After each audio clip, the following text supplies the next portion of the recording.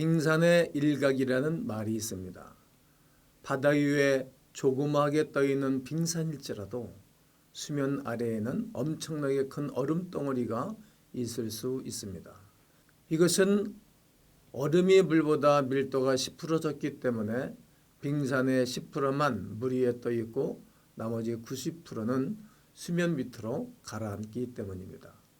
겉으로 드러난 것은 극히 일부분뿐이요 대부분은 숨겨져 있는 것을 뜻합니다. 무대 위의 가수가 화려해 보이지만 그들이 무대 위에 서게 되는 것은 엄청난 노력과 운도 따라야 가능한 일입니다. 목회자도 마찬가지입니다. 깔끔하게 머리를 정돈하고 근사하게 옷을 입고 강단에 서서 말씀을 전하면 무언가 조리가 있고 카리스마도 있어 보이지만 또 멋져 보일지라도 강단에 오르기까지 말씀을 전하기까지 얼마나 많은 영적인 전쟁의 시간을 보내는지 모릅니다. 때로 우리는 보이는 것을 토대로 판단할 때가 있습니다. 마치 그것이 전부인 양 평가할 때도 있습니다.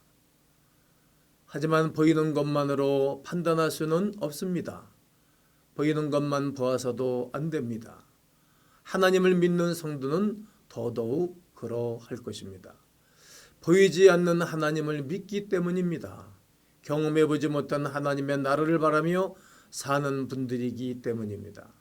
비록 지금은 보이지 않고 비록 아직은 경험해보지 못했지만 우리가 믿는 그대로 하나님 나라는 반드시 임할 것입니다. 우리가 바라는 그대로 하나님의 역사는 이루어질 것입니다.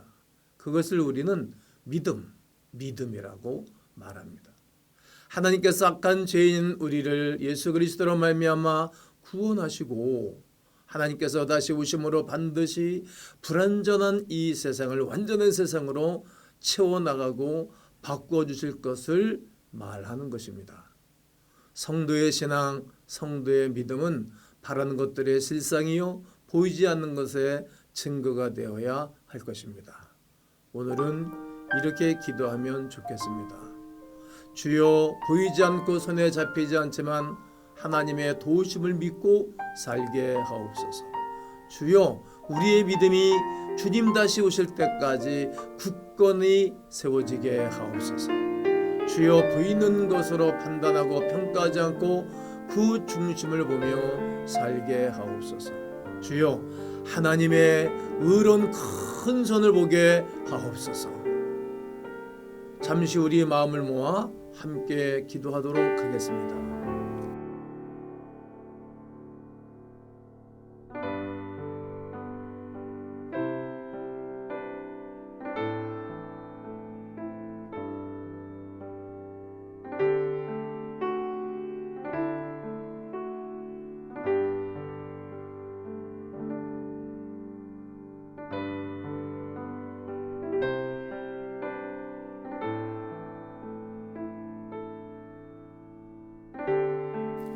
11에서 11장 1절로 3절에 믿음은 바라는 것들의 실상이요 보이지 않는 것들의 증거니 선진들이 이뤄서 증거를 얻었느니라. 믿음으로 모든 세계가 하나님의 말씀으로 지어진 줄을 우리가 아나니 보이는 것은 나타난 것으로 말미암아 된 것이 아니니라. 보는 것만으로 살지 않게 하시고 보이지 않지만 보이는 하나님을 믿고 섬기고 살게 하시고 보이지 않지만 보이듯 믿음과 신앙생활을 하게 하옵소서.